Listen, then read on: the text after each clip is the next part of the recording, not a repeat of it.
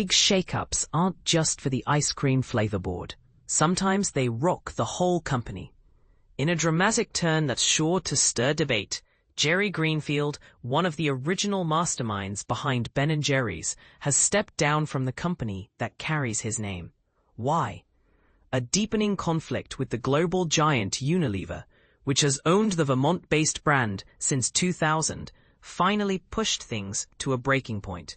But here's where it gets controversial. Is it even possible for a socially minded company to keep its original soul once a corporate titan takes charge? If you know Ben & Jerry's, you know it's never shied away from bold social stances in its advertising and business practices. Everything from funky flavors to fighting for climate justice, civil rights, and more. But in an emotional public resignation letter this week, Greenfield accused Unilever of stifling Ben & Jerry's advocacy voice, claiming the parent company is intentionally muting dissent to avoid upsetting those in power. This silencing, he argues, comes at a critical moment. Our country's current administration is actively rolling back rights for immigrants, women, LGBTQ communities, and even basic voting protections, Greenfield wrote. For us, making ice cream was always just the start. Our real goal was to create change, share love, and champion fairness. And this is the part most people miss. This public split isn't brand new. For years, Greenfield and his co-founder Ben Cohen have tangled with Unilever over how freely Ben & Jerry's can speak out on political issues. When Unilever acquired Ben & Jerry's, the deal included a unique clause: an independent board of directors focused on upholding Ben & Jerry's social mission, even as Unilever handled business ops.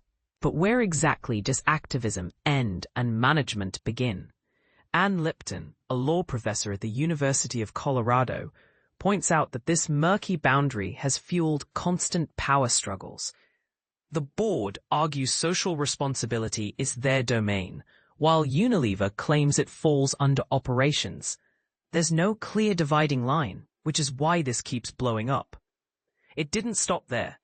Earlier this year, Ben & Jerry's even sued Unilever, alleging that the parent company fired their CEO in retaliation for the activism and outspoken messages on social media. This kind of internal battle isn't something most consumers see, but it makes you wonder, can any socially driven brand truly stay independent after a corporate acquisition? Unilever's statement, through its Magnum ice cream division, paints a different picture. They publicly thanked Greenfield for his visionary leadership and insisted the brand remains committed to its signature three-part mission: economically, socially, and through its products. In their view, constructive dialogue with the founders continues, and they intend to keep Ben & Jerry's legacy of peace, love, and ice cream alive. To add another twist, Magnum is set to formally separate from Unilever this November, raising questions about what comes next for the ice cream icon. Let's not forget, both founders have been pressing for Unilever, or the soon-to-be standalone Magnum, to sell Ben & Jerry's to a like-minded, socially conscious owner. Their Free Ben & Jerry's campaign is powered by the belief that corporate ownership and true independence simply don't mix. In Cohen's words, this is a marriage that's fallen apart. It's as if you know someone doesn't love you for who you are anymore. So why not let us find a new home? One that actually respects Ben & Jerry's unique voice. So what do you think?